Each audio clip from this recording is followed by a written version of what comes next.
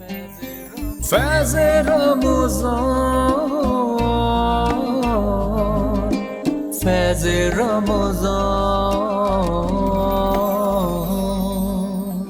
فیض رمضان۔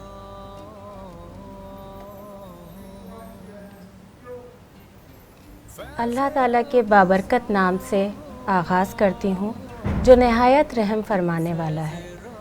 السلام علیکم ورحمۃ اللہ۔ 10 رمضان المبارک 1442 ہجری فیض ٹی وی نیٹ ورک کی لائیو افطار ٹرانسمیشن فیض رمضان کے ساتھ میں نازیہ علی آپ سب کی خدمت میں حاضر ہوں۔ سکون قلب ملا، سکون قلب ملا، لذت حیات ملی، در حبیب ملا، در حبیب ملا تو ساری کائنات ملی۔ ناظرین گرامی، رمضان المبارک کی برکتیں اللہ تعالیٰ کی جانب سے ہم پر برس رہی ہیں۔ پہلا عشرہ جو کہ رحمت کا تھا، آج اس کا آخری دن ہے۔ کل سے ہم جو آغاز ہوگا عشرے کا، عبادتوں کا، مغفرت کی جانب بڑھ جائیں گے۔ رمضان المبارک کا مہینہ ہمارے گناہوں کو ختم کرنے، عبادتوں کو جگانے، روح کو پاک کرنے کے لیے ہمارے پاس مہمان بن کر اللہ کی طرف سے ایک بہت ہی خوبصورت تحفہ بن کر ہمارے پاس آتا ہے۔ ہم عبادت کرتے ہیں، نماز روزہ رکھتے ہیں، صبر و شکر کے ذریعے حکم الہی کو مانتے ہیں، اپنے گھروں میں عبادات کا اہتمام کرتے ہیں، اللہ تعالیٰ کی اطاعت اور فرما برداری کرتے ہیں۔ کیا خوبصورت مہینہ ہے، جتنی نیکیاں سمیٹ سکتے ہیں سمیٹ لیجئے۔ اللہ تعالیٰ کی طرف سے روزدار کے لیے نہ صرف عبادت میں اجر و ثواب کے بلکہ جنت کے دروازے منتظر ہیں، کھول دیے گئے ہیں۔ ماہ رمضان میں ہم نے بہت انتظار کیا، ہر سال کی طرح ماہ رمضان آئے گا، لیکن آپ سب نے دیکھا ابھی کل کی سی بات لگتی ہے کہ یکم رمضان تھا اور آج 10 رمضان ہے۔ کتنی جلدی یہ مبارک دن، یہ مبارک راتیں سحر اور افطار تیزی سے آگے کی جانب گامزن ہیں۔ آج کی اگر میں بات کرتی ہوں 10 رمضان المبارک کی، سیدہ خدیجہ الکبریٰ سلام اللہ علیہا، ان کا یوم رحلت ہے۔ اگر ہم بات کرتے ہیں ان کی سیرت پر تو آج اس پر ہم بات کریں گے۔ اسلام کی محسنہ، جنہوں نے اسلام کے لیے اپنا سارا مال اسلام کی خدمت میں کس طرح سے لٹا دیا۔ اگر آج ہم ان کی شخصیت کی، سیرت کی بات کریں گے، کس درجے کی، جہاں ہم بات کرتے ہیں اسلام میں خاتون جنت کی، آج جس کی ہم بات کر رہے ہیں، ہر ماں کے قدموں کے نیچے جنت ہوتی ہے، لیکن حکم الہی اللہ پاک پروردگار کی جانب سے ذرا دیکھیں تو آج کس ماں کی بات ہو رہی ہے جس کی بیٹی بھی خاتون جنت ہے۔ یہاں ماں کے قدموں کے نیچے تو جنت ہے، لیکن بیٹی خاتون جنت ہے۔ ہم بات کریں گے سیدہ خدیجہ الکبریٰ سلام اللہ علیہ کی سیرت پر، لیکن باقاعدہ طور پر آج کی ٹرانسمیشن کا آغاز کروں گی۔ میرے ساتھ روز کی طرح موجود ہیں ڈاکٹر مظفر حسین رضوی صاحب، اور وہ آج کا سوال بھی بتائیں گے، اور اس کے ساتھ ہی میں چاہوں گی کہ مہمانوں کا تعارف بھی کرائیں۔ بہت شکریہ آپ کا۔ السلام علیکم ورحمۃ اللہ وبرکاتہ۔ ناظرین کرام، ماہ مبارک رمضان میں آج جس موضوع پر ہم گفتگو کرنے جا رہے ہیں، یقیناً 10 رمضان کی تاریخ ایک ایسی تاریخ ہے کہ جس میں اللہ کے نبی صلی اللہ علیہ وآلہ وسلم کو بہت غمزدہ کیا، اس لیے کہ آپ صلی اللہ علیہ وآلہ وسلم، قرآن مجید فرقان حمید میں ارشاد ہوتا ہے، بسم اللہ الرحمن الرحیم، وجدک عائلا فاغنا۔ اللہ کے نبی صلی اللہ علیہ وآلہ وسلم کے بارے میں اللہ فرماتا ہے کہ جب ہم نے آپ کو تہ دست پایا تو ہم نے آپ کو غنی کر دیا۔ وہ غنی کیسے کر دیا؟ یعنی وہ حضرت خدیجہ الکبریٰ سلام اللہ علیہا کی ذات مقدسہ کی طرح کے انداز میں کہ آپ صلی اللہ علیہ وسلم کی ازدواجی زندگی میں جب آئیں تو آپ نے اپنی تمام دولت آپ کے قدموں پر نچھاور کر دی، اس لیے کہ آپ ملکۃ العرب تھیں۔ آپ کے پاس جو دولت تھی، روایت کے الفاظ ہیں کہ 80,000 اونٹ آپ کے پاس تھے، اور آپ کے پاس اتنا مال ہوتا تھا کہ آپ سب سے امیر ترین خاتون میں آپ کا نام تھا، اور آپ سب سے امیر ترین خاتون میں بھی آپ کا پہلا نام ہے، اور مکہ مکرمہ میں آپ ام المؤمنین ہونے میں بھی سب سے پہلا شرف آپ کو حاصل ہے، بے شک، اور بے شک۔ محسنہ اسلام ہونے میں بھی سب سے پہلا شرف آپ کو ہی حاصل ہے، اس لیے کہ آپ تھیں تو رسالت مآب صلی اللہ علیہ وآلہ وسلم نے دین کی ترویج و تبلیغ میں جس انداز میں دولت کا خرچ کیا، وہ ساری دولت جناب خدیجہ الکبریٰ کی تھی، اور ساتھ ہی حضرت ابو طالب علیہ السلام تھے کہ ان دونوں کی وجہ سے ایک ڈھارس بنی ہوئی تھی رسالت مآب کے لیے۔ جیسے ہی ان دونوں کا اس دنیا سے رخصت ہونا تھا، اللہ کے نبی نے اس کو عام الحزن قرار دیا، یعنی غم کا سال۔ جس سال حضرت خدیجہ الکبریٰ اور حضرت ابو طالب کا انتقال ہوا، اس سال کو اللہ کے نبی نے غم کا سال قرار دیا، اس لیے کہ اللہ کے نبی جب باہر سے پتھر کھا کے گھر میں آتے تو جناب خدیجہ الکبریٰ سلام اللہ علیہا تھیں کہ آپ کو دلاسا بھی دیتی، آپ کو حوصلہ بھی دیتی، آپ کا خیال بھی رکھتی، اور باہر اگر کوئی مشکل آتی تو آپ صلی اللہ علیہ وسلم کے لیے حضرت ابو طالب ہر وقت آپ کا ساتھ دینے والے تھے۔ ناظرین کرام، آج ہم حضرت خدیجہ الکبریٰ سلام اللہ علیہا کی زندگی پر گفتگو کرنے کے لیے ہم نے اپنے اسٹوڈیو میں مدعو کیا ہے ممتاز مذہبی اسکالر سیدہ شیریں زیدی صاحبہ ہمارے ساتھ تشریف فرما ہے۔ السلام علیکم ورحمۃ اللہ۔ السلام علیکم۔ ہمارے ساتھ مشہور و معروف نعت خواں منقبت خواں جناب سجاد علی درویش صاحب تشریف فرما ہے۔ السلام علیکم ورحمۃ اللہ۔ السلام علیکم۔ بہت شکریہ، آپ دونوں ہمارے پروگرام میں تشریف لائے۔ سلسلہ گفتگو کا باقاعدہ آغاز کرنا چاہوں گا، اور سب سے پہلے میں آپ کی خدمت میں سوال رکھنا چاہتا ہوں، جناب خدیجہ الکبریٰ سلام اللہ علیہا کی اگر زندگی کا آغاز اور آپ کا مقام و مرتبہ کیا تھا، آپ ناظرین کی خدمت میں بیان کیجیے۔ اعوذ باللہ من الشیطان الرجیم، بسم اللہ الرحمن الرحیم، وبہ نستعین وہو خیر ناصر و معین۔ سب سے پہلے پرسہ اور تعزیت تمام امت مسلمہ کی خدمت میں کہ وہ شخصیت کے رسالت مآب کی خاطر جس نے اپنے سارے مال کو صرف کیا، معمولی ہستی نہیں ہے۔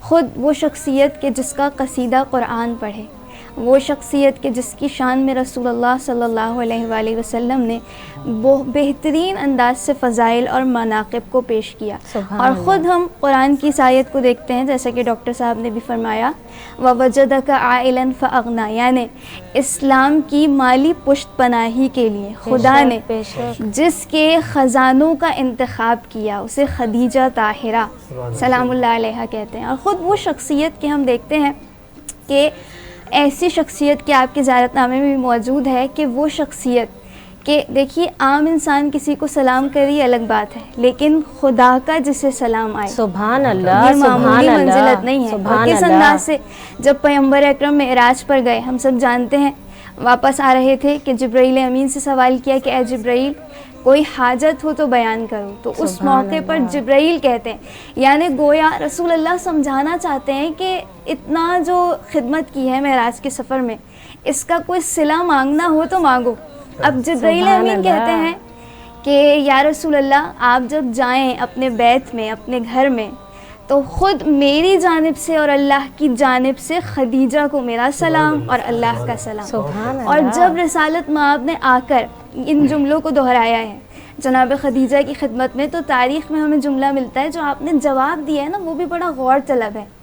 شہزادی کہتی ہیں جیسے ہی ان جملوں کو پہنچایا ہے تو شہزادی کا جملہ بڑا خوبصورت کہتی ہیں کہ انا هو السلام، خدا وہ ہے کہ جو خود بھی سلام ہے، اسی کی جانب سے سلامتی ہے، اور سلامتی اسی کی جانب پلٹتی ہے، اور جبرائیل کو بھی میرا سلام ہے۔ یعنی یہ اوج معرفت ہے جناب خدیجہ طاہرہ کی، کہ ہم دیکھتے ہیں کس انداز سے آپ کے دل میں توحید کی معرفت بھی ہے، نہ صرف یہ کہ توحید کی معرفت بلکہ خود وحی الہی سے آپ متصل ہو رہی ہیں، وحی الہی کو درک کر رہی ہیں۔ یہ معمولی بات نہیں ہے، بلا فصل خدا کی توحید، نبی کی رسالت، اور خود جبرائیل امین جو وحی لا رہے ہیں اس کو بہترین انداز سے درک کر رہی ہیں۔ آپ کی منزلت معمولی نہیں۔ یہاں بھی وہ جملہ کہ جو خود رسالت مآب نے اکثر دہرایا کرتے تھے کہ بڑا خوبصورت تعبیر استعمال کی ہے، اگر ہم اس پہ جتنا غور کریں اتنا کم ہے۔ آپ فرمایا کرتے تھے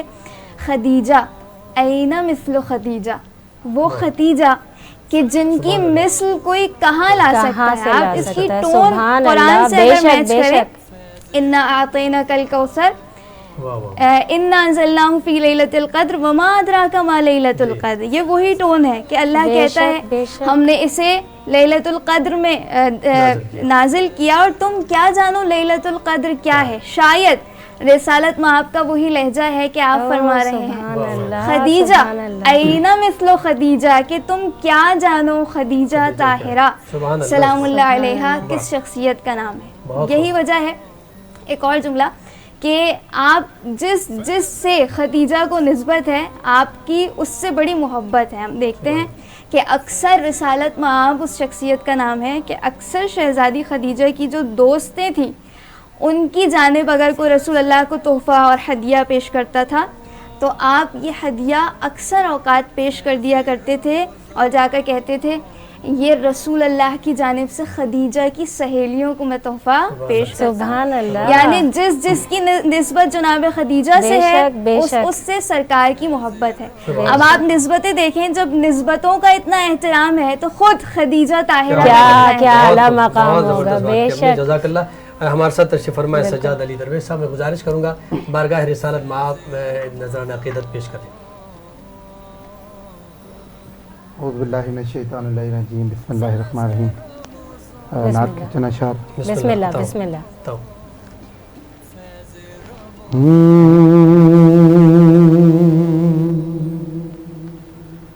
میرے دل میں ہے یاد محمد، میرے دل میں ہے یاد محمد، کہ میرے ہونٹوں پہ ذکر مدینہ، تاجدار حرم کے کرم سے آ گیا زندگی کا کرینہ، کیا بات ہے، واہ۔ میرے دل میں ہے یاد محمد،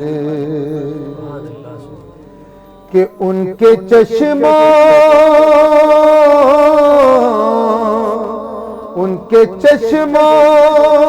کرم کی عطا ہے،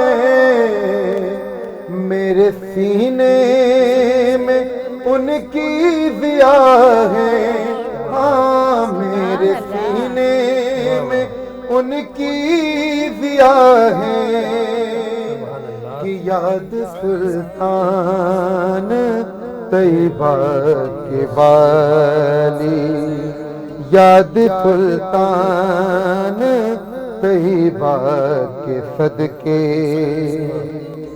میرا سینہ ہے مثل نگینہ، میرے دل میں ہے یاد محمد، کہ میں غلام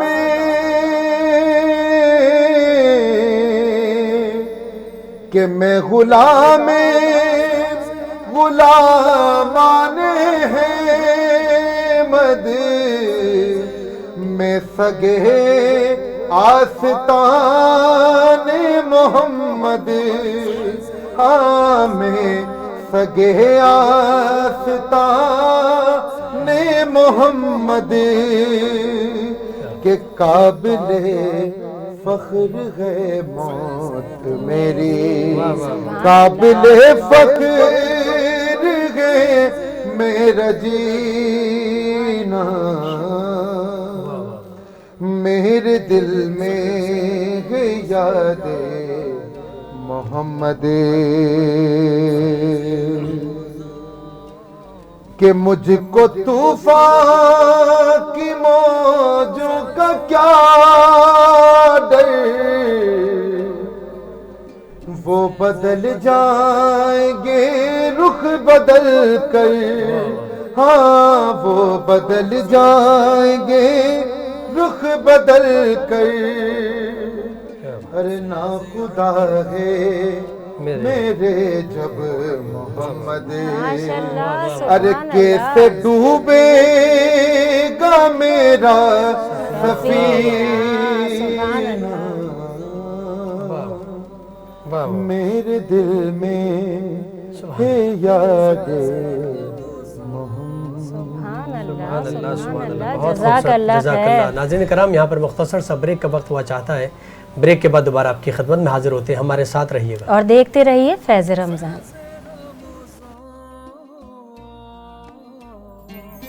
فیض رمضان، فیض رمضان۔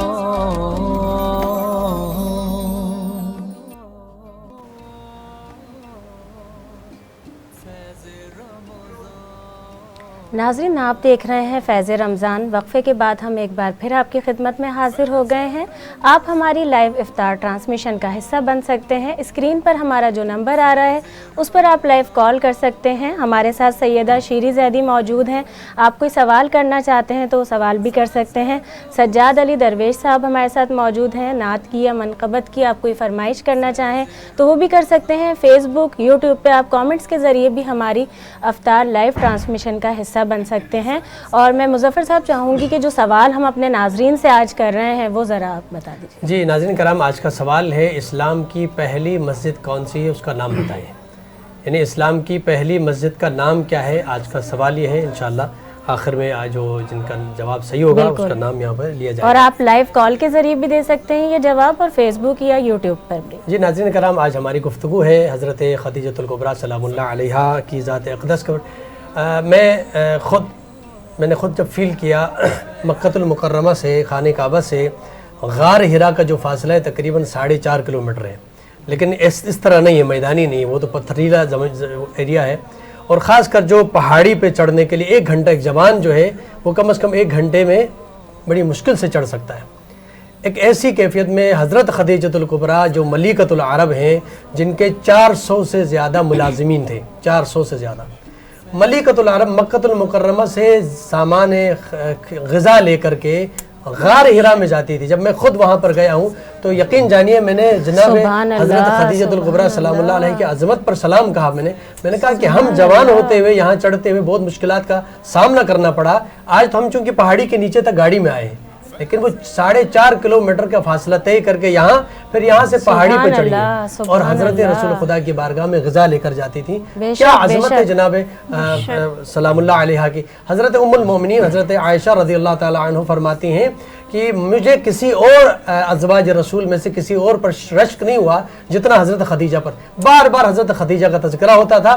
ایک دفعہ میں نے کہا کہ یا رسول اللہ، آپ ہر وقت حضرت خدیجہ کا تذکرہ کرتے ہیں، وہ تو بڑھیا تھیں، آپ کو ان سے اچھی بیویاں اللہ نے عطا فرمائی۔ اس وقت اللہ کے نبی صلی اللہ علیہ وسلم غضبناک ہوئے، فرمایا کہ نہیں، جناب خدیجہ سے اچھی بیوی مجھے عطا نہیں فرمائی، وہ خدیجہ کی جس نے اس وقت جب دنیا نے میرا ساتھ چھوڑ دیا تھا، دنیا نے مجھے دینے سے ہاتھ روک دیے تھے، اس وقت خدیجہ وہ ہیں کہ جنہوں نے میرا ساتھ دیا، جنہوں نے اپنی ساری دولت کے جب سارے لوگ مجھے میرا ساتھ نہیں دے رہے تھے، کلمہ نہیں پڑھ رہے تھے، اس وقت سب سے پہلی خاتون تھی حضرت خدیجہ جو میرے اوپر ایمان لائے تھے، میرے اوپر ایمان رکھ رہی تھی۔ لہٰذا آپ کا مقام، جب بھی کوئی بکری ذبح کرتے اللہ کے نبی تو اس سے حصہ نکال کے حضرت خدیجۃ الکبریٰ کی سہیلیوں کو بھیجا کرتے تھے۔ یعنی اتنی محبت تھی حضرت خدیجۃ الکبریٰ کو کہ ام المومنین حضرت عائشہ جو ہے کہتی مجھے رشک تھا، اور میں نے یہ کہا کہ وہ بڑھیا تھیں، ہم تو جوان ہیں، لیکن اللہ کے نبی نے کہا نہیں، حضرت خدیجہ سے ایسی بیوی مجھے عطا نہیں فرمائی۔ حضرت خدیجہ وہ ہیں جن سے میری اولاد، میری نسل آگے بڑھی ہے، حضرت خدیجۃ الکبریٰ۔ اور حضرت خدیجۃ الکبریٰ سے جب ازدواج ہوئی، رشتہ ازدواج سے منسلک ہو گئے تو 25 سال تک جناب خدیجۃ الکبریٰ کی زندگی میں کسی اور سے اللہ کے نبی نے شادی نہیں فرمائی۔ اس کے بعد 10 سال کے عرصے میں 10 ازواج مطہرات سے شادی ہوئی، 10 بیویوں سے 10 سال میں آپ نے شادیاں فرمائی، لیکن حضرت خدیجۃ الکبریٰ سے 25 سال کا عرصہ گزارا، کسی اور سے شادی نہیں فرمائی۔ یہ مقام ہے حضرت سبحان اللہ، سبحان اللہ۔ آپ کی خدمت میں یہ سوال رکھنا چاہوں گا کہ ایک تو آپ کی پہلی کی زندگی ہے، بعض اوقات یہ کہتے ہیں کہ اسلام قبول کیا، اس وقت بھی اللہ کے نبی نے جب اعلان نبوت نہیں کیا تھا، اس وقت بھی مکہ المکرمہ میں کئی ایسی شخصیات تھیں جو اس وقت دین ابراہیمی پر تھیں، حضرت ابراہیم کے دین پر قائم تھے۔ ان میں خود حضرت ابو طالب تھے، حضرت عبداللہ تھے جو رسالت میں آپ کے والد گرامی قدر تھے، حضرت عبد المطلب تھے، خود حضرت خدیجۃ الکبریٰ مکہ المکرمہ میں مشرکین مکہ آپ کو طاہرہ کہتے تھے، طاہرہ کے لقب سے پکارا، انتہائی پاکیزہ بیوی تھی۔ بڑے بڑے جو بادشاہ تھے انہوں نے رشتے بھیجے، لیکن آپ نے ان کا انتخاب فرمایا جو مکہ والے کہتے تھے یہ عبداللہ کا یتیم ہے، لیکن کہا کہ آپ کیا جانیں کہ رسالت میں آپ کا مقام کیا ہے، ان کا مرتبہ کیا ہے، وہ معرفت کی بلندی پر تھی۔ آپ فرمائیے گا کہ آپ کی ایک تو ازدواج رشتہ ازدواج سے پہلے کی زندگی اور اس کے بعد جب آپ رسالت میں آپ کی بارگاہ میں آئیں تو پھر آپ نے اسلام کے لیے کیا کچھ نہیں کیا؟ خود اگر ہم دیکھتے ہیں شہزادی کی سیرت کہ اگر ہم پہلے کی زندگی آپ کی دیکھیں تو آپ کی پہلے کی زندگی وہ بھی ایسی حسین زندگی کہ جیسے آپ نے خود فرمایا کہ آپ کو اس دور میں عرب کا جاہلیت کا زمانہ، اس دور میں آپ نے اپنے کردار کو منوایا کہ لوگوں نے آپ کو طاہرہ کا خطاب دیا، ٹھیک ہے؟ تو یہ خود آپ کی فضیلت کی سب سے بڑی دلیل ہے کہ ایسا زمانہ، ایسے زمانے کے اعتبار سے جب ہم دیکھتے ہیں۔ اور دوسرا ہم دیکھتے ہیں کہ شہزادی خدیجہ طاہرہ اس شخصیت کا نام ہے کہ ابھی اسلام نہیں آیا۔ آپ کے جو چچا تھے ورقہ بن نوفل، ان کے بارے میں ملتا ہے کہ آسمانی کتابوں کا علم رکھتے تھے، تو خود آپ اس زمانے میں ان سے بحث و مباحثہ کرتی تھی، یعنی آپ علم و معرفت کی بلندی آپ دیکھیں کہ کس اعتبار سے ان سے مباحثہ فرماتی تھی، یعنی حق کی تلاش میں، راہ حق کی تلاش اگر کسی کو ہو جائے تو پھر خدا اسے حق کا راستہ دکھا دیا کرتا ہے۔ اور یہی وجہ ہے کہ جب پیغمبر اکرم کو آپ نے دیکھا، اور ہم سب جانتے ہیں، تاریخ ہمارے سامنے ہے، وہ آپ کے فضائل جو میسرہ نے بھی بیان کیے اور خود آپ کو نشاندہی کر دی گئی تھی کہ ایک نبی آنے والا ہے۔ اس اعتبار سے اگر ہم دیکھیں تو جب شہزادی خدیجہ کو معلوم ہو گیا تو سب سے پہلے جو آپ کی زندگی کا روشن پہلو ہے وہ کیا ہے کہ آپ نے اپنے زمانے کے ولی کو پہچان لیا۔ یہ سب سے اہم ترین نقطہ ہے انسان کی زندگی میں کہ اگر انسان اپنے زمانے کے ولی کو پہچان لے، نہ صرف پہچانے بلکہ پہچاننے کے بعد اپنے آپ کو اس کے تصرف میں دے دے، یہ سب سے اہم ترین چیز ہے۔ اور ہم دیکھتے ہیں شہزادی خدیجہ طاہرہ کا وہ مقام کہ آپ نے اس انداز سے رسالت میں آپ کی راہ میں خدمات کو انجام دیا کہ فرماتی ہیں جب ازدواج ہو گیا تو کہتی ہیں بیتی بیتک و انا جاریتک، یہ گھر آپ کا گھر ہے، میں آپ کی کنیز ہوں، اور جب چاہیں آپ اس گھر میں تشریف لے آئیں۔ اور یہی وجہ ہے کہ ہم دیکھتے ہیں کہ جب عرب کی خواتین جناب خدیجہ کو طعنے دیتی ہیں اور کہتی ہیں کہ تم نے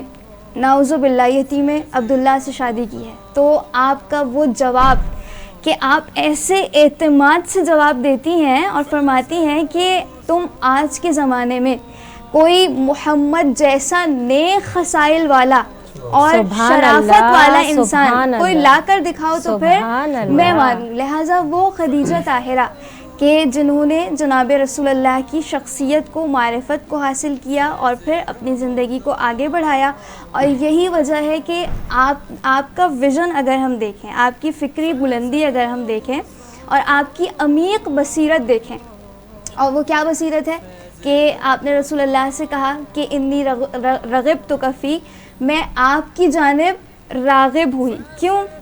لے قرابت، آپ کی قرابت داری کی وجہ سے، آپ کا جو نسل ہے، آپ کی جو حسب و نسب ہے، اس اعتبار سے، آپ کی امانت داری کی وجہ سے، آپ کے حسن و اخلاق کی وجہ سے، اور خود آپ کی کریم نوازی کی وجہ سے، یہ ساری صفات ہیں جو جناب خدیجہ اس زمانے میں، جہاں عرب کی جاہلیت کا زمانہ ہے، معیارات کچھ اور ہیں، لیکن جناب خدیجہ نے جن چیزوں کو اور جن صفات کو معیار بنایا، تو آج ہمیں یہ دیکھنا ہے کہ کیا ہم ان چیزوں کو معیار بنا رہے ہیں۔ بہت بڑا پیغام آج کے ہمارے ناظرین کے لیے، بہت زیادہ، اگر ہم سیرت حضرت خدیجۃ الکبریٰ سلام اللہ علیہا پر عمل کریں تو خواتین کے جو آج ہمارے معاشرے میں خواتین کا معیار کیا بنا ہے؟ دولت۔ خواتین کا معیار یہ کہ اچھی جاب ہونی چاہیے، اچھا پیسہ ہونا چاہیے، جبکہ خدیجۃ الکبریٰ سلام اللہ علیہا کے ذات اقدس اگر ہم ناظرین کرام سیرت خدیجۃ الکبریٰ کی طرف متوجہ ہوتے ہیں تو وہ ملکۃ العرب ہے، سب کچھ موجود ہونے کے بعد مال غنیمت اپنا سارا اسلام کی راہ میں قربان کر دیا۔ اگر دنیا آج کا جو رواج جیسا ہمارے معاشرے میں ہے کہ اگر آپ کا معیار دولت اور شان و شوکت اور شہرت اور دنیا کی جو بلندیاں ہوتی ہیں اگر وہ ہوتی ہیں تو آپ کسی بادشاہ سے شادی کر لیتے ہیں، لیکن آپ نے عرب کے اس کا انتخاب فرمایا کہ جو ظاہری طور پہ لوگ نہیں جانتے تھے، کہتے تھے نعوذ باللہ عبداللہ کا یتیم ہے، لیکن حقیقت دیکھا جائے تو وہ کس مقام اور بلندی کی منزلت پر فائز تھے، جو سید الانبیاء تھے، لوگ نہیں جانتے تھے، لیکن اس معرفت کو درک کیا جناب خدیجۃ الکبریٰ نے۔ آج یہ پیغام، ایک اور بڑا پیغام خود حضرت خدیجۃ الکبریٰ کی زندگی میں ہے۔ آج ہم اس کو بھی معیوب سمجھتے ہیں کہ اگر لڑکی کی طرف سے رشتہ لڑکے کے پاس جائے تو یہ بہت معیوب سمجھتے ہیں کہ لڑکی کے والدین لڑکے کے پاس رشتہ لے کر جا رہے ہیں، نہیں، حضرت خدیجۃ الکبریٰ کے پاس کیا کمی تھی لیکن آپ نے خود رشتہ بھیجا رسالت میں. تو آج اگر کوئی لڑکا اچھا ہو، باکردار ہو، اگر اخلاق کے اعتبار سے، عبادت کے اعتبار سے بہت اچھا انسان ہے، تو اگر لڑکی کے والدین بھی اگر اس کے پاس جاتے ہیں تو کوئی حرج سیرت نہیں ہے. حضرت خدیجہ الکبریٰ سلام اللہ علیہا. بالکل. تو آپ کی زندگی میں، اور تیسرا بڑا جو پہلو اور پیغام جناب خدیجہ الکبریٰ کی زندگی سے، کہ اتنی ساری دولت ہونے کے بعد بھی جب آپ تشریف لائی ہیں تو شوہر کے پاس آنے کے بعد آپ نے اپنی ساری دولت نچھاور کر دی. آپ نے کہیں زندگی میں، آپ کی پوری زندگی میں ایک جملہ نہیں ملتا ہے کہ اللہ کے نبی سے یہ کہہ دیں کہ میں نے تو اتنا آپ کے دولت خرچ کیا آپ کے اوپر، میری بات بھی مان لیں. نہیں، آپ سر تسلیم خم، جیسا آپ نے فرمایا کہ وہ اپنے آپ کو کنیز سمجھ کے بیٹھی رہی. اور یہاں تک کہ وہ ملکۃ العرب، وہ لمحات بھی آئے جو 3 سال کا دور جو گزرا ہے شعب ابی طالب میں، جو آپ کی گاڑی میں، تو اس وقت آپ نے پتے کھائے ہیں. آپ کے پاس کھانے کو کچھ نہیں تھا، آپ نے سب چیزوں کو برداشت کیا، لیکن ایک لحظے کے لیے اللہ کے نبی کی بارگاہ میں کبھی شکوہ نہیں کیا کہ میں ملکۃ العرب تھی، میں دولت مند تھی، آج میں جب شادی کے بعد آپ کے پاس آئی ہوں. تو آج ایک بڑا پیغام رشتہ ازدواج سے منسلک ہونے والے تمام میاں بیوی کے لیے یہ بڑا پیغام ہے جناب خدیجہ الکبریٰ کا، کہ آپ نے کبھی اپنی دولت کے بارے میں بات نہیں کی، جو کہ ایک المیہ ہے کہ آج کے دور میں رشتے کی بنیاد ہی اسی پر رکھی جاتی ہے. میں گزارش کروں گا سجاد صاحب سے کہ آج کی مناسبت سے حضرت خدیجہ الکبریٰ سلام اللہ علیہا کی وفات کا دن ہے، اس حوالے سے اگر کوئی کلام پیش کریں. بالکل تازہ کلام جناب میر حسن میر صاحب نے اس کلام کو پڑھا ہے جی، تو اس کے بعد میں آپ سامنے پیش کر رہا ہوں. بسم اللہ بسم اللہ. کوئی آسان نہیں مثل خدیجہ ہونا. کیا بات ہے، کیا بات ہے. دیکھیے گا کہ کوئی آسان نہیں مثل خدیجہ ہونا. ارے کوئی آسان نہیں مثل خدیجہ ہونا. ارے شرط ہے اس کے لیے مادر زہرا ہونا، کہ شرط ہے اس کے لیے مادر زہرا ہونا. اور دعوت فکر ہے دنیا سخاوت کے لیے. سبحان اللہ. ارے دعوت فکر ہے دنیا سخاوت کے لیے. ارے 6 مہینے تیری شادی کا ولیمہ ہونا. سبحان اللہ سبحان اللہ. 6 مہینے تیری شادی کا ولیمہ ہونا. دیکھے گا کہ تیری بیٹی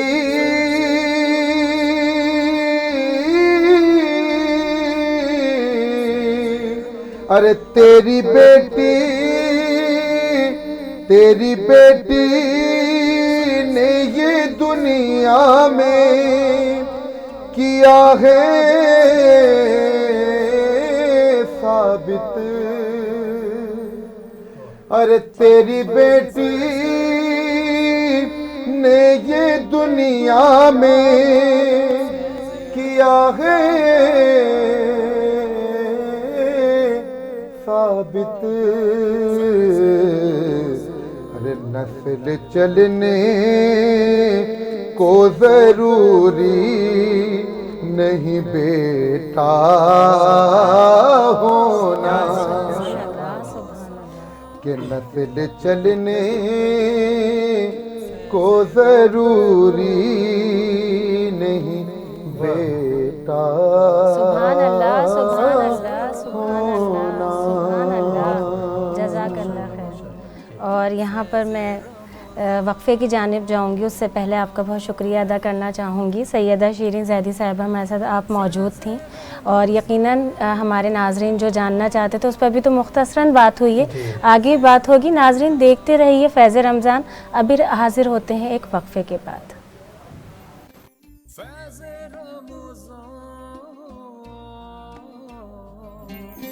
فیض رمضان،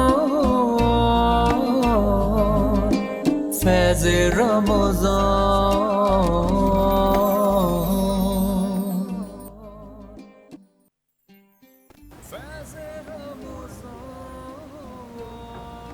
ناظرین آپ دیکھ رہے ہیں فیض رمضان۔ چھوٹے سے وقفے کے بعد ایک بار پھر ہم حاضر ہو چکے ہیں، ہمارا پینل بھی تبدیل ہو چکا ہے، اس کا تعارف کرواؤں گی، لیکن سب سے پہلے آپ کو بتاتی چلوں کہ آپ ہماری لائیو افطار ٹرانسمیشن کا حصہ لائیو کال کے ذریعے بن سکتے ہیں۔ فیس بک پر اور یوٹیوب پر بھی آپ ہمارا لائیو افطار ٹرانسمیشن دیکھ رہے ہیں، جس میں آپ کامنٹس کر سکتے ہیں۔ ہم نے جو آپ سے سوال کیا ہے اس کا جواب بھی دے سکتے ہیں۔ میں سوال دہرانا چاہوں گی، اسلام کی پہلی مسجد کا نام بتائیں۔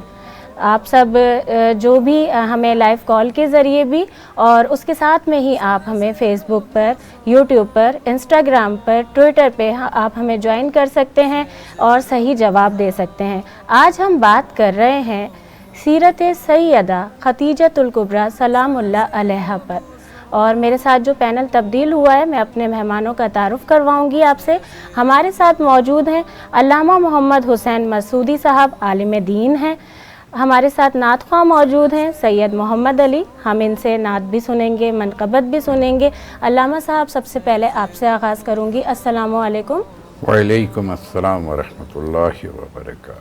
آج ہم جس سیرت پر بات کر رہے ہیں، محسنہ اسلام، اگر میں ان کی زندگی کے بارے میں، سیرت کے بارے میں، جہاں ہماری روایات چل رہی ہیں کہ آج کل کے دور میں اگر لڑکی کی جانب سے، لڑکی والوں کی جانب سے رشتہ چلا جائے، یہ ہم اس سے پہلے وقفے سے پہلے ہم نے ذرا سی اس پہ بات کی تھی لیکن مکمل نہیں ہوئی تھی، میں چاہوں گی اس پہ تفصیلاً کی جائے۔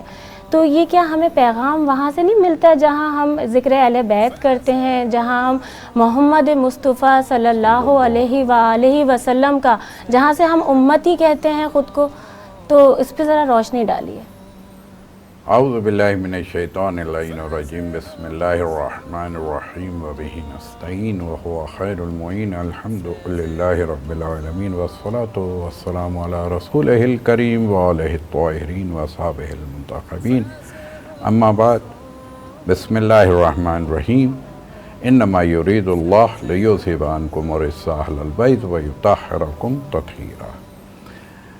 دیکھیے جو بات ہے وہ ہمارے معاشرے کے لحاظ سے یا اس حوالے سے بس قرآن مجید کی اس آیت کو میں نے سرنامہ کلام اس لیے قرار دیا کہ جس میں ارشاد رب العزت ہو رہا ہے کہ انما یرید اللہ لیذہب عنکم الرجس اہل البیت ویطہرکم تطہیرا، یعنی خداوند عالم ایک تعارف کرا رہا ہے اس خانوادے کا کہ جس سے ہم اور آپ رسول اور آل رسول کا خاندان کہتے ہیں، جسے بنو ہاشم کہتے ہیں، جسے قریش کہتے ہیں، جسے مطلبی کہتے ہیں، اس خاندان کا جب تعارف ہو رہا ہے تو وہ اس انداز سے تعارف ہو رہا ہے کہ انما یرید اللہ، اللہ نے ارادہ کر لیا، اللہ کا ارادہ۔ اللہ کا ارادہ کا مطلب کیا ہوتا ہے؟ اللہ ارادہ ہی کرتا ہے، کام ہو جاتا ہے۔ انما یرید اللہ لیذہب عنکم الرجس، اللہ نے ارادہ کیا ہے کہ آپ سے رجس کو، نجاست کو، پلیدی کو، شیطانیت کو، بت پرستی کو، ہر قسم کی نجاست کو آپ سے خداوند عالم نے کہا کہ ہم نے آپ سے دور کیا۔ کس سے؟ سبحان انما اللہ۔ یرید اللہ لیذہب عنکم الرجس اہل البیت، اے اہل بیت رسول اکرم صلی اللہ علیہ وآلہ وسلم، آپ کی خاندان کے ساتھ ہم نے کیا کیا کہ رجس کو، نجاست کو، اس کو، برائی کو، عیب کو، نقص کو، پشماندگی کو، پشیمانی کو، ہر وہ صفت جسے عیب سے جوڑا جائے وہ تمام عیب دار صفتوں سے پاک کر دیا۔ سبحان اللہ. اور سبحان جب اللہ. انہیں پاک کر دیا اور پھر کہا وَيُطَهِّرَكُمْ تَطْهِيرًا، ہم نے اتنا پاک کیا جتنا پاک ہونے کا حق ہے. اللہ اکبر. اب یہ حق جانتا ہے کہ کیا حق ہے طہارت کا اور کیا منزلت دی خداوند عالم نے آل رسول صلی اللہ علیہ وآلہ وسلم کو. یعنی یہ تحفہ کسی اور نبی کو نہیں ملا جو میرے رسول کو وہ تحفہ بھی ملا ہے. تو یہ آج جو حضرت خدیجۃ الکبریٰ سلام اللہ علیہا کے حوالے سے ہم اس وقت بات کر رہے ہیں، تو ان کے کردار سے ہمیں سیکھنا چاہیے. ہمارے معاشرے کو کیا عکس کرنا چاہیے، ہمارے جوانوں کو، ہمارے بچوں کو، ہماری بچیوں کو. حتیٰ کہ میں ایک بات کہوں گا کہ جی ہاں، یہ کون سی خاتون ہے، خداوند عالم نے یہ پوری آیہ مبارکہ آپ کی ہی نسل کے لیے رکھی ہے. سبحان اللہ سبحان اللہ. علامہ صاحب بالکل نہیں چاہتی میں انٹرپٹ کرنا، لیکن لائیو کالر ہمارے ساتھ موجود ہیں. السلام علیکم. وعلیکم السلام. مظفر گڑھ سے راؤ کامران عرض کر رہا ہوں. جی کیا فرمانا چاہیں گے؟ میرا علامہ صاحب سے یہ پوچھنا تھا کہ جو بیماری کی وجہ سے روزہ نہیں رکھ پاتے تو ان کے لیے فدیہ جو ہے وہ کیا مقرر کیا گیا ہے اس دفعہ؟ ٹھیک ہے، بہت شکریہ. آپ دیکھتے رہیے فیض رمضان، ابھی اس کا جواب دیتے ہیں. جی علامہ صاحب پہلے مکمل کر لیجیے، پھر اس کے بعد سوال کی جانب بڑھتے ہیں. جی میں عرض کر رہا تھا کہ آپ کی نسل پاک کو خداوند عالم نے یہ طہارت کا درجہ عطا کیا، یہ عصمت، یہ بلندی اور ہر نقص، عیب اور برائی سے پاک کیا ہے. جیسے کہ جب حضرت ابراہیم نبی حضرت ابراہیم علیہ السلام کے حوالے سے ہم کہیں گے کہ اذ ابتلی ابراہیم ربہ بکلمات فاتمہن، کہ جب خداوند عالم نے قرآن مجید میں کیا کہا کہ ہم نے حضرت ابراہیم سے بے پناہ امتحانات لیے، پے در پے امتحانات لیے، ایک کے بعد ایک امتحانات لیے.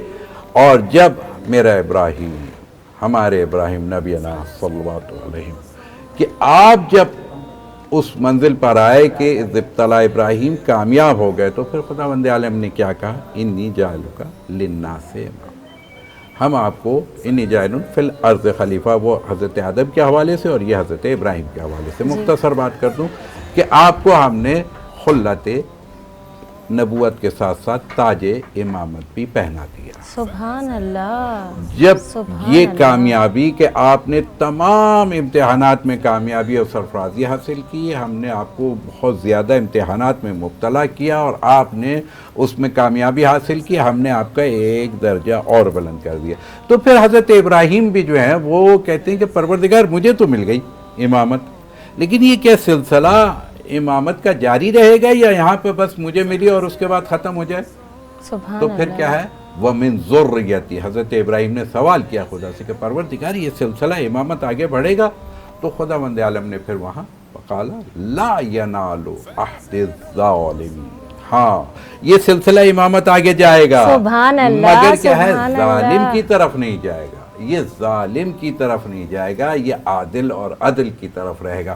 تو یہ سلسلہ امامت پھر چلتے چلتے نبینا حضرت ابراہیم و حضرت اسماعیل سے میرے رسول اکرم صلی اللہ علیہ وآلہ وسلم تک، اور پھر اس کے بعد علی مرتضیٰ تک، اور پھر وہ امام حسن اور امام حسین سے چلتے ہوئے اب کہاں جائے گا کہ جب آخر زمانہ جو کہ آنے والا ہے اور آ گیا ہے اور قریب ہے کہ امام مہدی، یہ پورا کا پورا سلسلہ امامت جو ہے وہ نسل حضرت ابراہیم و اسماعیل و رحمت للعالمین و علی مرتضیٰ تک آیا.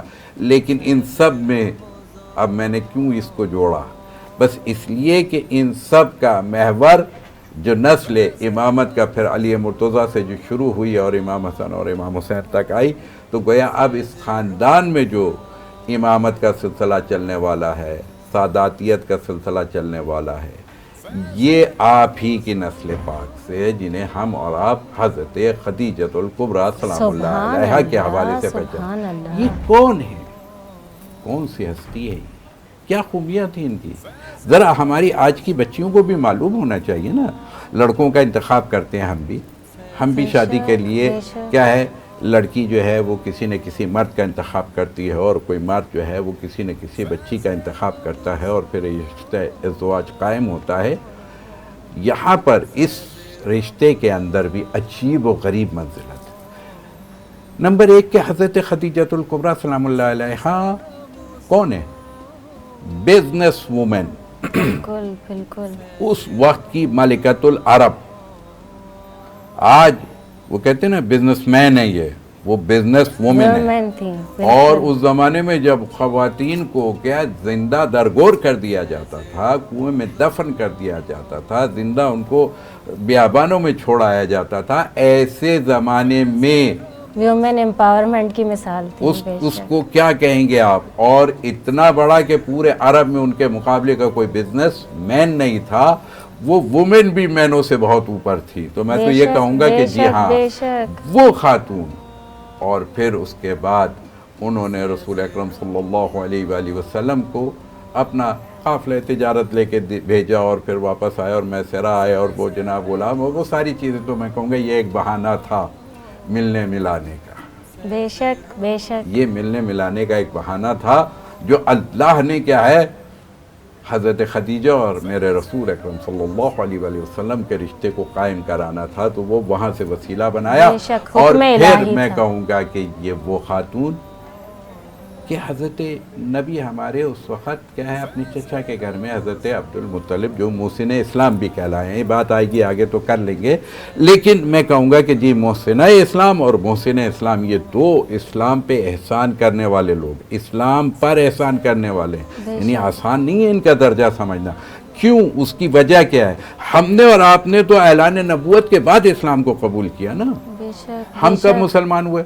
جب میرے رسول نے بتایا کہ وحدہ لا شریک قولوا لا الہ الا اللہ تفلحوا, لا الہ الا اللہ کہو اور فلاح پا جاؤ, یعنی مسلمان ہو جاؤ. بے شک بے شک. کچھ مسلمان وہ ہیں جو اعلان نبوت سے پہلے پیشانی سے, میرے رسول کی پیشانی سے نور نبوت کو دیکھتے ہیں, نور نبوت کو دیکھتے ہیں, اور نور نبوت پر ایمان لانا اور ہے رسالت مآب کی زبان پہ اتباع میں کیا ہے کلمہ پڑھنا اور ہے. وہ قلب کی منزل ہے, یہ زبان کی منزل ہے, اس کو ہمیں سمجھنا چاہیے.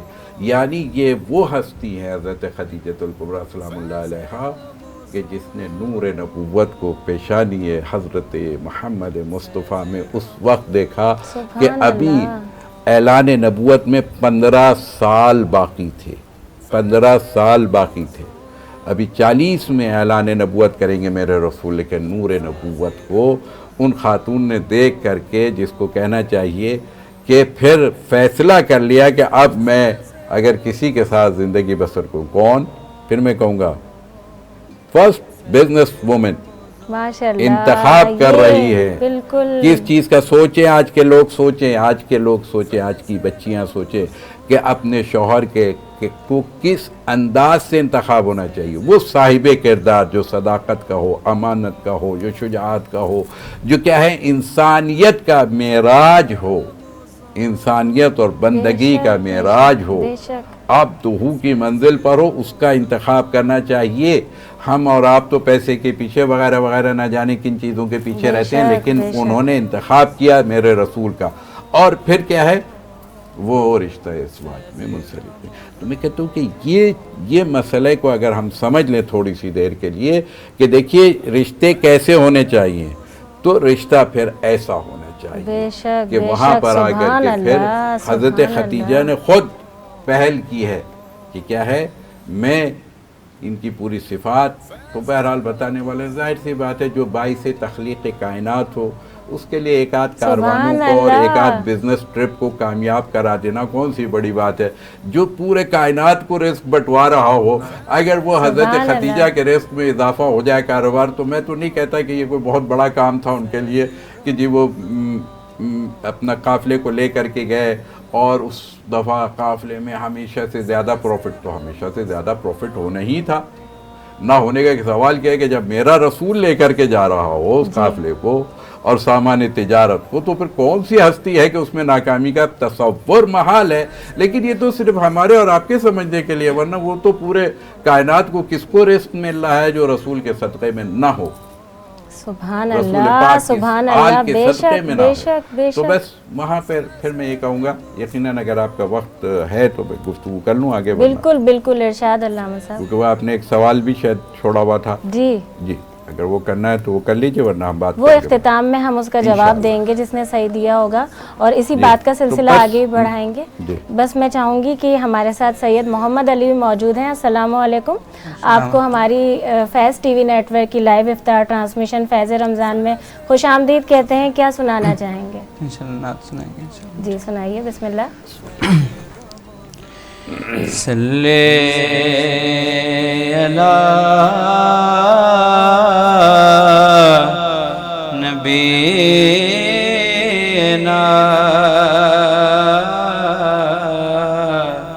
صلی علی محمد، مجھ خطا کار سا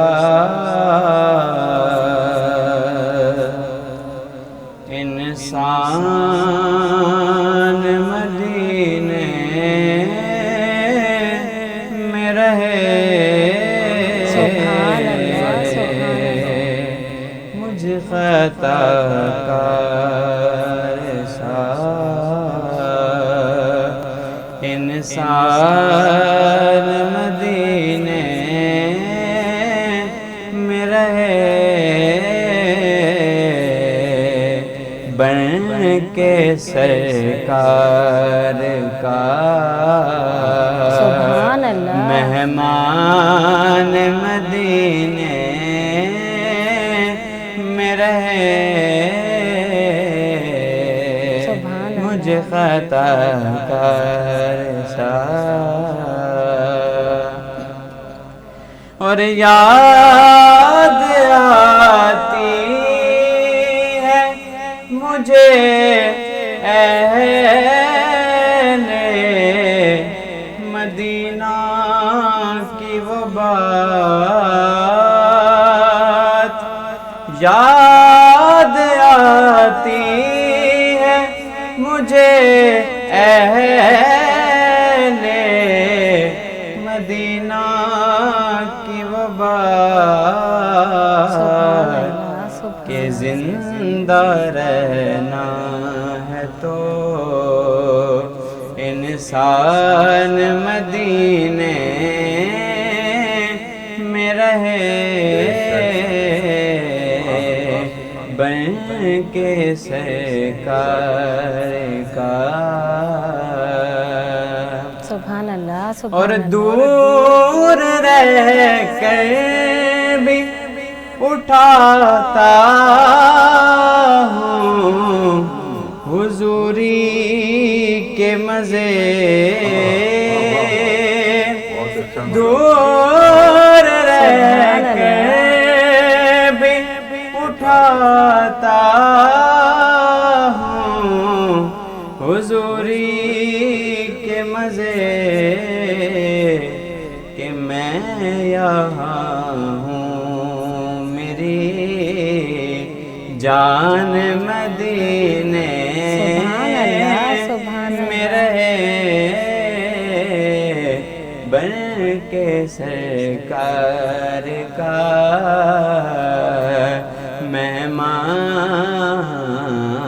مہمان مدینے میں رہے، مجھ خطا کار سا، اور چھوڑ آیا دل و جان یہ کہہ کر اعظم، چھوڑ آیا دل و جان یہ کہہ کر اعظم، کہ جا رہا ہوں میرا سامان مدینے، سبحان اللہ، سبحان اللہ،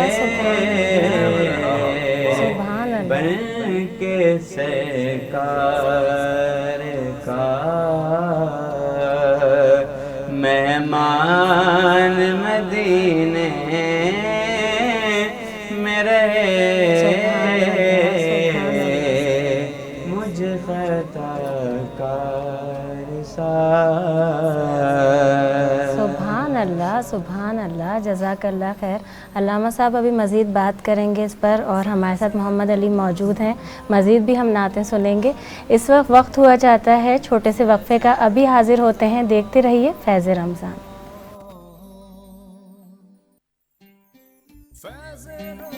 फैज़ रमज़ान, फैज़ रमज़ान।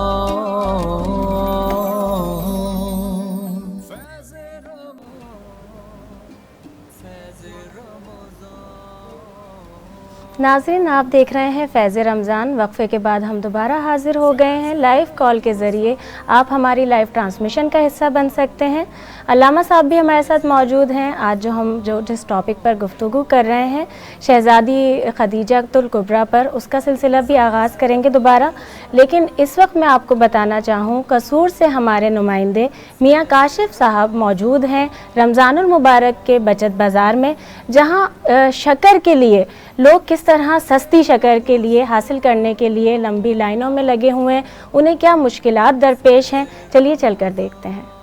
जी बिल्कुल, वज़ीर-ए-आला पंजाब की हदायत पर पंजाब के दूसरे शहरों की तरह कसूर में भी जो है वो सस्ते रमज़ान बाज़ार कायम कर दिए गए हैं। मैं इस वक्त कसूर में लगने वाले सस्ते रमज़ान बाज़ार डेरा शामलाट में मौजूद हूँ। यहाँ पर मेरे अकम में आप देख सकते हैं ख़वातीन और मर्द हज़रात की जो है चीनी के हसूल के लिए लंबी लंबी लाइनें लगी हुई हैं। यहाँ पर SOPs को मुकम्मल तौर पर जो है वो नज़रअंदाज किया जा रहा है। यहाँ पर मेरे साथ आए हुए कुछ शहरी भी मौजूद हैं, इनसे भी बात करेंगे इनके इस हवाले से क्या कहना है। क्या कहेंगे भाई चीनी के हवाले से? जी भाई, अभी आधा घंटा हो गया खड़े हुए हैं, 1 किलो चीनी मिल रही है। अगर कहते हैं 2 किलो दे दो तो कहते हैं नहीं भाई कल आ जाना, अभी 1 किलो लेकर चले जाओ। रोज़ा रखा रहे हैं, देखो आप देख रहे हैं कि कतार लगी हुई है, 1 किलो चीनी से ज़्यादा चीनी नहीं मिल रही। क्या कहेंगे आप वज़ीर-ए-आला पंजाब से? वज़ीर-ए-आला से यही कहेंगे कि मेहरबानी करें, अवाम का ख्याल करें, और जो रमज़ान में आ रहे हैं लोग उनका भी ख्याल रखा जाए। अगर 2 किलो चीनी को मांग रहा है तो 2 किलो देनी चाहिए, रोज़ रोज़ नहीं आ जाता। जी, जैसे कि आपने शहरी की बात सुनी है, इनका यही कहना है कि 1 किलो चीनी देने के नाम पर यहाँ पर लोगों को ज़लीलो ख्वार किया जा रहा है। इनका यही कहना है कि यहाँ पर आकर 1 किलो चीनी के हसूल के लिए घंटों घंटों इंतज़ार करना पड़ता है। यहाँ पर मैं आपको बताता चलूँ कि कसूर डेरा शामलाट सस्ता रमज़ान बाज़ार में मुकम्मल तौर पर SOPs की खिलाफ वर्जियाँ की जा रही हैं, SOPs की धज्जियाँ उड़ाई जा रही हैं। यहाँ पर ना तो कोई समाजी फासले का ख्याल रखा जा रहा है, ना मास्क का जो है वो इंतज़ाम किया गया है, ना सैनिटाइज़र का इस्तेमाल किया जा रहा है। यहाँ पर अगर मैं बात करूं तो यहाँ पर ख़वातीन की भी लंबी लंबी लाइनें लगी हुई हैं, और DC कसूर की जानिब से भी गुज़िश्ता दिनों ये अहकामात जारी किए गए थे कि सस्ता रमज़ान बाज़ारों में जो है वो शहरियों को 2 किलो चीनी दी जाएगी, लेकिन उसके बावजूद भी जो है यहाँ पर 1 किलो चीनी दी जा रही है, जिसकी वजह से आवाम को जो है वो शदीद मुश्किलात का सामना करना पड़ रहा है। लोगों ने मुतालबा किया है वज़ीर-ए-आला पंजाब उस्मान बुज़दार से फौरी तौर पर नोटिस लिया जाए और इन अनासर के खिलाफ जो है वो कार्रवाई की जाए। जी, तो नाज़रीन, आपने मुलाहिज़ा फ़रमाया मियाँ काशिफ साहब जिस तरह से बता रहे थे कि कसूर के लोग किस तरह से लंबी लाइनों में लगे हुए हैं, और रमज़ानुल मुबारक का महीना है, क्या कुछ दुश्वारियाँ पेश आ रही हैं। जहाँ हम बात करते हैं महंगाई हो गई है, और फिर कहीं ना कहीं से हमें जब पता चलता है कि चलें यहाँ पर बचत की जा सकती है, यहाँ कुछ सस्ता मिल सकता है राशन, वहाँ पर भी ये दुश्वारियाँ होती हैं। और अल्लामा साहब भी ये सारी चीज़ें चल रही हैं। SOPs का आजकल लोग ख्याल नहीं रख रहे हैं, जो कि बहुत ज़्यादा ज़रूरी है जिस तरह से कोविड-19 फैलता जा रहा है। अल्लामा साहब, इससे पहले जब हम बात कर रहे थे, आज जो हमारा टॉपिक भी है, उस शख्सियत पर जितनी रोशनी डालते चले जाएं, उस सीरत पे जितनी बात की जाए वो कम है। अगर मैं उस पर बात करूंगी, लेकिन उससे पहले हमारे कॉलर भी मौजूद थे और उन्होंने रोज़े का इस साल का फ़िदिया क्या होगा, ये क्या तय हुआ है, वो आपसे सवाल किया था। पहले मैं उसकी जानिब आना चाहूँगी। देखिए, फ़िदिये के हवाले से यानी फ़िदिया 3 चीज़ें बन जाती हैं। एक तो आम तौर पे जो हम सदका देते हैं रमज़ान में, उसकी भी बड़ी फ़जीलत है। एक नफल को जो है वो वाजिबात का सवाब मिल जाता है। यानी आप आज जो सदका करेंगे, ज़कात का देना तो अपनी जगह है, लेकिन आप जो सदका करें, जिसे हमें मुस्तहब और नफली सदका कहते हैं, किसी की मदद करना, तो ये भी सुन्नत को खुदावंद आलम फ़र्ज़ का दर्जा दे देता है। यानी आज आपका दिया हुआ सदका समझ लीजिए कि ज़कात में शुमार हो जाएगा। ये रमज़ान की फ़जीलत है, यानी इतनी फ़जीलत है। इसी तरीके से रोज़े के हवाले से फ़िदिया है या कफ़ारा है, तो याद रखें कि फ़िदिया उन लोगों पर आता है कि जो کیا ہے روزہ رکھ نہیں سکتے ان کو خداوند عالم نے، اور سفرن تو ان کو اگر سفر میں ہے یا بیمار ہیں یا عمر ان کی اتنی زیادہ ہو گئی ہے تو پھر کیا ہے وہ ان روزوں کی ان کو رخصت دی گئی ہے. قرآن نے صاف طور پہ کہہ دیا کہ انہیں رخصت حاصل ہے اور اس کے بعد وہ پورے کر سکتے ہیں. یعنی اس رمضان میں اگر کوئی بیمار ہے تو روزہ نہیں رکھے گا، لیکن بیماری طول پکڑ گئی، اگلے سال تک بھی بیمار ہوں. اب مجھے صحت بیمار ہیں، شوگر کے پیشنٹ ہیں لوگ، یا بلڈ پریشر کے ہیں، یا ہارٹ کے ایسے مریض ہیں، یا کوئی اور ایسی بیماری ہے جس کی وجہ سے وہ پچھلے سال بھی روزہ نہیں رکھ سکے اور اس سال بھی روزہ نہیں رکھ سکتے، تو ان لوگوں کے لیے فدیہ ہے. فدیے کا مطلب یہ ہوتا ہے ایک مد طعام، یعنی ایک مد طعام کو سمجھ لیجئے کہ آج کے زمانے میں چونکہ اجناس دینی ہوتی ہے، غذا دینی ہوتی ہے، تو 1 کلو آٹا آسان جو علماء نے اتفاق کیا ہے کہ لگ بھگ 1 کلو آٹا فی روزہ، یعنی اگر پچھلے سال کے 30 روزے آپ نے نہیں رکھے تو اب اس سال آپ کو فی روزہ 1 کلو آٹا تقریباً، یعنی 30 کلو آٹا آپ کسی بھی مستحق کو، ضرورت مند کو دیجئے، وہ آپ کا فدیہ ہو جائے گا. کفارہ وہ ہے کہ اچھا بھلا میں ہٹا کٹا ہوں، بہت آسان اردو میں کہہ رہا ہوں میں، ہٹا کٹا ہوں اور روزہ بھی کھاتا ہوں، سب کچھ کھاتا ہوں، روزہ بھی کھا جاتا ہوں. تو ہٹے کٹے کو روزہ نہیں کھانا ہے، غذا سے پرہیز 1 مہینے کرنے ہیں. اگر روزے کو توڑیں گے، کیونکہ روزہ تو ہے 30 دن کا، جو مرخصی ہے، جو چھٹی ہے، اس کے علاوہ جن لوگوں کو اجازت ہے روزہ نہ رکھنے کی وہ چھوڑ دیجئے. اس کے علاوہ سارے مسلمانوں کو روزہ رکھنا ہے، اور روزہ توڑیں گے تو پھر کفارہ آئے گا. کفارے کا مطلب یہ ہوتا ہے کہ 1 روزہ چھوڑیں گے تو 60 روزے اس کے جرمانے کے طور پر دینے پڑیں گے. 60 روزے جرمانہ دینا پڑے گا، آسان نہیں ہے یہ. اور اگر 30 دن چھوڑ دیا تو ذرا 60 کو 30 سے ملٹیپلائی کیجئے تو یہ 1800 تقریباً روزے بنتے ہیں. اور 1800 روزے اگر میں نے 1 سال رمضان المبارک کا روزہ نہیں رکھا تو 1800 روزے میرے 1 سال کے آ رہے ہیں. تو 1800 کا مطلب ہوتا ہے 365 دن ہے کل. سال میں دن کتنے ہیں؟ 365. سال میں دن کتنے ہیں؟ 365. تو 1 سال نہیں 6 سال، تقریباً 5 سال 5.5 سال مجھے روزے رکھنے پڑیں گے، تب 1 رمضان کا روزہ پورا ہوگا. تو اس لیے روزے سے کبھی فرار اختیار نہ کریں، کیونکہ سومو تسہو، تم روزہ رکھے ہوگے تم صحت پاؤ گے، تمہیں صحت ملے گی، تمہیں معاشرے میں صحت ملے گی، تمہارے معاشرے کو صحت ملے گی. اب یہ ایک لمبی تفصیل ہے، لیکن چونکہ آج کا موقع اس پر نہیں ہے اس لیے میں ذرا سا اس طرف ہی واپس آؤں گا کہ بات ہو رہی تھی حضرت خدیجۃ الکبریٰ سلام اللہ علیہا کی ذات پر کہ آپ نے انتخاب کیا ہے نبوت کا. نبوت کا انتخاب کرنا یہ ایک ان کے حصے میں بھی آیا حضرت خدیجۃ الکبریٰ، یعنی انہوں نے جب شادی کا موقع آیا تو رسول اکرم کا انتخاب کیا. اور ایک وہ موقع تھا کہ جب حضرت عبداللہ، چونکہ میرے رسول کے والد کا انتقال ان کی ولادت سے پہلے بالکل اور والدہ کا بھی انتقال ہو گیا، اور 7 سال کی عمر میں دادا کے پاس کفیل تھے حضرت عبد المطلب کے پاس. 7 سال کے میرے رسول ہوئے تو حضرت عبد المطلب کا بھی انتقال ہو رہا تھا. تو انہوں نے اپنے گھر میں سارے بچوں کو جمع کیا، جیسے ایک طریقہ ہوتا ہے ہمارے اور آپ کے گھروں میں کہ اپنی اولاد کو بزرگ جمع کرتے ہیں، اور جمع کرنے کے بعد وصیت ہوتی ہے، نصیحت ہوتی ہے. تو حضرت ابو عبد المطلب نے بھی اپنے سارے بچوں کو جمع کیا. حضرت حمزہ تھے، حضرت عباس تھے، حضرت ابو طالب تھے، اسی طریقے سے لہب، سب جتنے بھی تھے سارے ان کے گھر والے، ان کی پھپھیاں عاتقہ، صفیہ، یہ سب موجود تھیں. اور وہاں پر رسول سے وصیت جب کی نا تو اب حضرت رسالت مآب صلی اللہ علیہ وسلم موجود تھے. تو ایک مرتبہ ان کی طرف دیکھا اور دیکھنے کے بعد ایک سوال کیا کہ بیٹا اب تک تو میں تمہارا دادا یہاں موجود تھا نا، میں نے تمہاری کفالت کیا، میں اس دنیا سے جا رہا ہوں، تو یہ بتاؤ کہ تم میرے بچوں میں کس کے پاس رہنا پسند کرو گے؟ تو وہاں رسول اکرم صلی اللہ علیہ وآلہ وسلم نے حضرت ابو طالب کا انتخاب کیا ہے. یعنی ہم کہتے ہیں کہ لوگ کہتے ہیں نا کہ حضرت ابو طالب نے रसूल खुदा सल्लल्लाहु अलैहि वसल्लम को पाला है? मैं कहता हूँ नहीं, ये जुमला मुनासिब नहीं गोद है। का इंतखाब उन्होंने खुद किया। असल बात यह है कि हज़रत अबू तालिब का इंतखाब रसूल हो, जाहिर सी बात, तो हर इंसान का, जब रब ताला का इंतखाब मेरा रसूल है तो किसी के इंतखाब वो कैसे नहीं होंगे।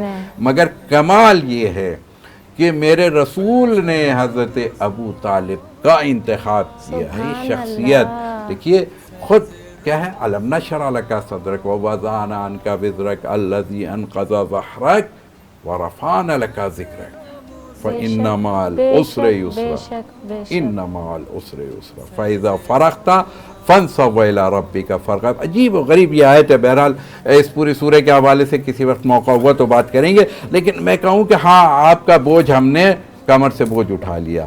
ये दो हस्तियाँ थी मेरे रसूल के बोझ को उठाने वाली, यानी ऐलान नबूवत से पहले, मैं कहूँगा कि ऐलान नबूवत से पहले बचपने से जवानी तक का बोझ, अगरचे कि मेरे रसूल का बोझ नहीं होता। हम सब रसूल पर बोझ हैं, रसूल का कौन सा बोझ, लेकिन हाँ, खुदावंद आलम ने आपकी कमर को मजबूत कर दिया। कौन सी दो हस्तियाँ? एक मलिकतुल अरब थी, एक क्या है, सरदारे मक्का थे हज़रत अबू तालिब की सूरत में। तो वहाँ पर फिर अल्लामा साहब हमारे साथ फिर लाइव कॉलर मौजूद है, माजरत चाहूँगी। अस्सलामु अलैकुम। वालेकुम सलाम। जी भाई क्या नाम है, कौन से शहर से बात कर रहे हैं? फैज़ रमज़ान देख रहे हैं आप? जी हाँ, फैज़ रमज़ान माशाल्लाह बहुत अच्छा चल रहा है। इनायतुल्लाह है, काजी अमन से बात कर रहा हूँ, सिंध में से। बहुत शुक्रिया, बहुत शुक्रिया। कोई सवाल करना चाहेंगे? सवाल हमारा आज का ये है कि पाकिस्तान रमज़ान मुबारक में जो रमज़ान ट्रांसमिशन चल रही है, ये पेश भी माशाल्लाह बड़ा अच्छा ज़बरदस्त काम कर रहा है। बहुत शुक्रिया, बहुत शुक्रिया, जज़ाकल्लाह खैर। आवाज़ आ रही है आपको? जी, लाइन ड्रॉप हो गई है अल्लामा साहब, बहुत माजरत के साथ, लेकिन वहीं से सिलसिले का आगाज़। तो बस मैं तो कहूँगा कि अब वो शादी का मौका आ गया, और शादी पे भी अब इधर से हज़रत अबू तालिब जी सलाम है कि अपने भतीजे का, यानी हज़रत मोहम्मद सल्लल्लाहु अलैहि वसल्लम का रिश्ता लेकर के गए, और खुतबा निकाह हो रहा है। और खुतबा निकाह का आगाज़ कहाँ से हुआ? देखिए, अजीब मंजिल है। लोग पूछते हैं कि उनके ईमान की मंजिल क्या है। मैं कहूँगा खुतबा जाके पढ़ लें तो खुतबे के अंदर खुद वहदानियत का इकरार, दीन इलाही का इकरार, दीन हनीफ का इकरार, काबे की फजीलत का एतराफ़, बहुत खूबसूरत। और मैं फिर नहीं रोकना चाह रही, और ये बहुत ज़्यादा सुनने वाली बात है, इसको हम बाकायदा तौर पर करेंगे। अभी हमारे साथ एक लाइव कॉलर मौजूद है। अस्सलामु अलैकुम। अस्सलामु अलैकुम। जी वालेकुम अस्सलाम। जी भाई, कौन बात कर रहे हैं, क्या नाम है आपका, कौन से शहर से बात कर रहे हैं? तारिक खान बोजार बात कर रहा हूँ, मीरपुर माथिल हुसैन से। फैज़ रमज़ान देख रहे हैं आप? जी बिल्कुल, फैज़ रमज़ान प्रोग्राम देख रहे हैं, और हमें फैज़ भी मिल रहा है। बहुत ही अच्छा प्रोग्राम माशाल्लाह चल रहा है। बहुत शुक्रिया, जज़ाकल्लाह खैर। क्या कहना चाहेंगे भाई, कोई सवाल करना चाहेंगे? जी बिल्कुल, मुफ्ती साहब से मेरा एक सवाल है। सर, जो ना जब हम रोज़ा रखते हैं, रोज़ा रखने के बाद ये टूथपेस्ट पेस्ट वगैरह जब लगाते हैं या पानी गले में जाता है, क्या ये सही है या फिर रोज़े के बाद गलत है? ये थोड़ा हमें समझाइए। अच्छा, जब रोज़ा रखते हैं, मेरे साथ आप अभी मौजूद हैं इसलिए ज़रा सवाल की वजाहत कर दीजिएगा। जब रोज़ा रखते हैं, टूथपेस्ट जब इस्तेमाल करते हैं, उससे रोज़ा रहता है या नहीं? ठीक है, बहुत शुक्रिया, बहुत शुक्रिया, बहुत शुक्रिया जी अल्लामा साहब। और आप सब ने भी ये जहाँ जिस मंजिल पर लेकर जा रहे हैं ना अल्लामा साहब, उस बात को बहुत ही तवज्जो के साथ सुनना है। जी, बस मैं अर्ज़ कर रहा था, ये सवाल जो है कि रोज़े के हालत में पेस्ट वगैरह करना ये मुनासिब नहीं है।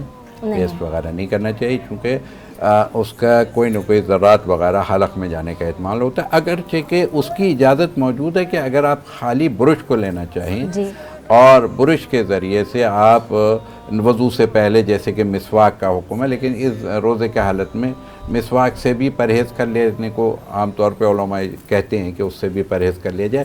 लेकिन जैसे उंगली है, खाली उंगली को लेकर के आप ज़रा सा दांत को साफ़ कर लें और मुंह को कुल्ली कर लें, जैसे कि वज़ू से पहले, तो उसमें कोई हर्ज नहीं है। या ब्रुश से भी अगर आप कर लें, खून ना निकलता हो, इस बात का ख्याल रखें। और हलक तक कोई चीज़, अभी वो हलक तो अभी अगली मंजिल है ना, यानी पहले मुंह तक जाना है, और मुंह में यानी बाहर से मैं कोई चीज़ अपने दहने मुबारक में ले जा सकता हूँ, تو اس کی اجازت یہاں تک تو ہے کہ آپ کے فم تک ہو، منہ تک ہو، لیکن اگر کوئی چیز اب حلق سے نیچے اترے، حتیٰ کہ یہ جو پانی میں لے رہا ہوں کلی کے لیے، یہ پانی میں کلی کرتے کرتے آدھی کلی باہر، اور تو یہ روزہ باطل کر دے.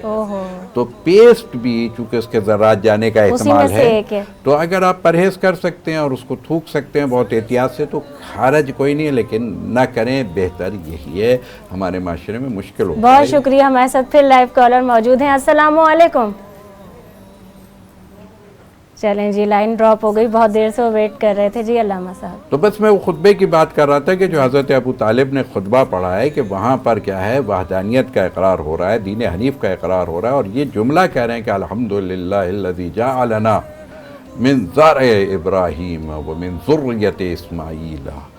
ہمیں خداوند عالم نے یہ شرف عطا کیا ہے، یہ خاندان ابو طالب کو، خاندان عبد المطلب کو، خاندان بنی ہاشم کو، خاندان یعنی مطلبی کو، قریشی کو یہ شرف خدا نے عطا فرمایا ہے کہ کیا ہے، ہم نسل ابراہیم سے ہیں، ہم ذریت حضرت اسماعیل نبینا اسماعیل علیہ السلام سے ہیں، اور ہمیں کعبے کی متولیت دی ہے، ہمیں حرم کا وہ بنایا، وکیل بنایا ہوا ہے، ہم پاسبانان حرم ہیں، اور ہم کیا ہے، لوگوں کو حج کروانے میں میزبانی کا شرف خدا نے ہمارے خاندان کو عطا فرمایا. یعنی اس طریقے سے تعارف ہو رہا ہے دین کا کہ جس کا کوئی اندازہ نہیں ہو سکتا. اور پھر اس کے بعد آ کر کے جو کمال ناموس سے رسالت سمجھنی ہو تو حضرت ابو طالب سے سمجھ. ابھی اعلان نبوت نہیں ہوا، میں نے پھر کہا کہ ابھی میرے رسول کی عمر 25 سال کی ہے، ابھی 15 سال اعلان نبوت میں باقی ہیں، اور حضرت ابو طالب جملہ کیا کہہ رہے ہیں، کہہ رہے ہیں میرا بھتیجا اگرچہ کہ اس کے پاس مال تو ظاہری طور پر کم ہے، لیکن شرف میں اس کے مقابلے کا کوئی نہیں ہے. کوئی عرب و عجم میں اس کے مقابلے کا جوان لا کر کے دکھاؤ، اللہ اکبر، یعنی مقایسہ نہیں ہو سکتا رسول اکرم صلی اللہ علیہ وآلہ وسلم سے. یعنی اتنا بافضیلت. تم اپنی جگہ کیونکہ ذہن میں لوگوں کے ہے، وہاں بڑا خوبصورت خیمہ لگا ہوا تھا، بڑے بڑے سردار جماعت ہیں وہاں پر ہیں، اور سونے کے انبار بھی رکھے ہوئے تھے.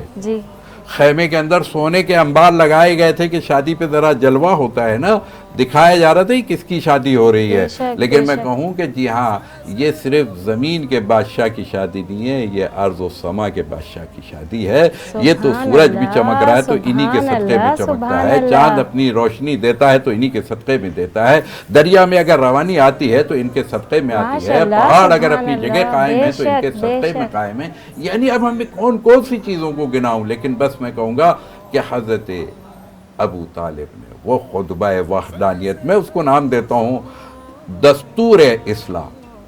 حضرت ابو طالب کا خطبہ، کیونکہ قرآن شروع کس سے ہو رہا ہے، الحمدللہ سے، اور آپ کا خطبہ کس سے شروع ہو رہا ہے، الحمدللہ سے. اللہ اکبر.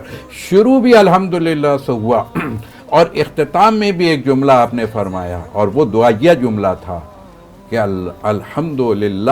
علامہ صاحب، اذان مغرب کا ہی وقت ہوگا، تھوڑی دیر میں بھی تو وقت ہے، لیکن مجھے ان سے نعت بھی سنیے، کچھ مختصراً چاہوں گی. بس مختصر یہ کر دیں گے کہ یہ تو فضیلتیں اب چھوڑ دیجئے، بہرحال اپنی جگہ. لیکن میں کہوں مشقت کیا ہوتی ہے. 3 سال عالم اسلام کو 2 غار یاد ہیں، حالانکہ 3 اہم ترین غار ہیں تاریخ اسلام کے. نمبر 1 غار حرا، جہاں وہی نازل ہوئے، اقرا باسم ربک الذی. دوسرا غار ثور، جب ہجرت کے وقت میرا رسول 3 دن وہاں قیام پذیر رہا. لیکن ایک غار ہے جسے شیب ابی طالب کہتے ہیں، یہاں میرے رسول نے مسلسل 3 سال 1000 دن 3 سال مسلسل 7 بعثتیں رسالت سے اور 10 بعثت تک مسلسل کیا ہے، سوشل بائیکاٹ. آج کل سینکشنز لگتی ہیں، بہت گھبراتے ہیں یہود و نصارہ، اس وقت بھی سینکشنز لگاتے تھے. سینکشن لگائی میرے خاندان بنی ہاشم پر اس وقت حضرت خدیجہ اور حضرت ابو طالب. وہ واحد سال تھا کہ 10ویں بعثت میں جب میرے رسول نے کہا نا کہ آپ جا کے ان سے کہیے کہ جو خانہ کعبہ میں تم نے معاہدہ لکھ کر کے سوشل بائیکاٹ کا رکھا ہوا ہے، جاؤ اسے نکالو. تو جب حضرت ابو طالب آئے اور آنے کے بعد سرداران مکہ سے کہا، اور اس وقت उन्होंने वो मुआहिदा निकाला तो मुआहिदे को पूरे के पूरे मुआहिदे को दीमक चाट चुकी थी, मगर रब ताला का नाम उसके अंदर वैसे ही बाकी था। ये मौजज़ा था मेरे रसूल का कि बता रहे हैं कि देखो क्या बाकी रहने वाला है, क्या मिट जाने वाला है। बस वहाँ के बाद 10% को रसूल अकरम के चचा और ज़ौजा मोहतरमा, जो कि वाहिद ज़ौजा हैं जो 25 साल तक किसी को ज़ौजियत का हक़ नहीं मिला, और ये ज़ौजा यानी शरीके गैरी के अलावा ये ज़ौजा रही, इनके अलावा कोई और उस वक्त मेरे रसूल की ज़ौजियत में नहीं आई। जैसे हज़रत अली मुर्तज़ा की ज़ौजियत में जब तक हज़रत फ़ातिमा बिन्त नबी रहीं कोई और ज़ौजा नहीं आई। इसी तरीके से रसूल की रिसालत के ज़माने में और उससे पहले जब से हज़रत खदीजा 25 साल रहीं, सारी अज़वाज मोहतरम, मगर क्या है जो दर्जा और मुकाम और मर्तबा अम्मा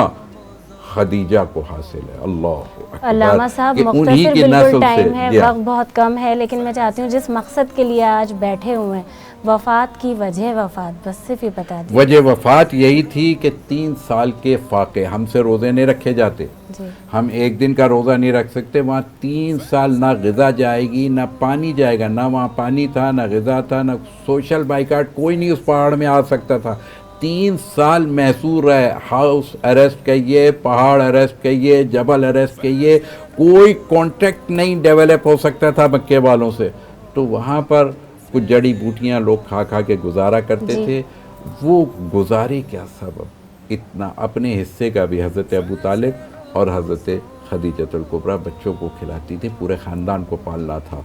तो बस उसके बाद जब 10 बेसत को नीचे आए तो एक ही साल में दोनों मोहसिनान इस्लाम का इंतकाल हुआ, जिसको रसूल ने आमुल हुज़्न, पूरा साल मेरे रसूल ने अगर गम मनाया है तो वो गम का साल था इन 2 हस्तियों की इस दुनिया से रहलत और वफ़ात के वक्त पर, कि जब हज़रत अबू तालिब और हज़रत खदीजतुल कुबरा की रहलत हुई तो फिर रसूल ने पूरा साल गम मनाया। आमुल हुज़्न तारीख़ इस्लाम में मौजूद है, हर किताब में उसको लिखा भी गया है। और हज़रत खदीजा के हवाले से तो बस इतनी सी बात ही बहुत काफ़ी है कि कोई आसान तो नहीं मिस्ल खदीजा होना, शर्त है इसके लिए मादरे ज़हरा होना, मादरे ज़हरा होना शर्त है। बहुत बहुत बहुत अल्लाह अकबर। तो बस उनका मुकाम तो बहरहाल हम और आप जन्नतुल माला और मौला, वो तो जहाँ सो रही हैं उसको भी जन्नतुल आला कहा जाता है। सुभान अल्लाह, सुभान अल्लाह, जज़ाकल्लाह खैर।